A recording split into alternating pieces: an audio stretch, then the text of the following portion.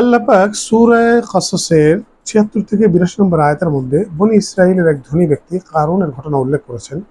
তো কারুনকে আল্লাহ পাক বিপুল ধন সম্পদ দিয়েছিলেন।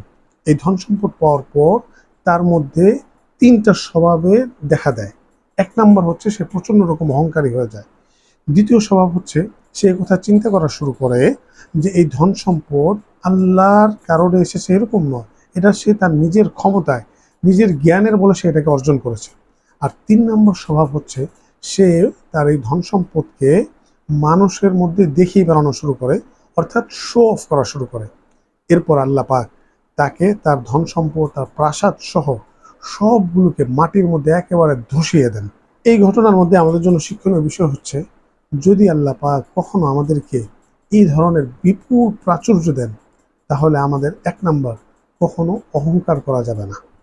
দ্বিতীয় শিক্ষণীয় বিষয় হচ্ছে আমাদেরকে এই বিশ্বাস রাখতে হবে যে এই প্রাচুর্য, এই ধন সম্পদ এটা আল্লাহর পক্ষ থেকে এসেছে, এটা আমাদের নিজস্ব অর্জন নয়, এবং এই জন্য আল্লাহ শুকরিয়া আদায় করা চাই। আর তৃতীয় করণীয় বিষয় হচ্ছে যে কখনোই এই ধন সম্পদকে মানুষের মধ্যে খুব দেখিয়ে বেড়ানো যাবে না, শো অফ করা যাবে না।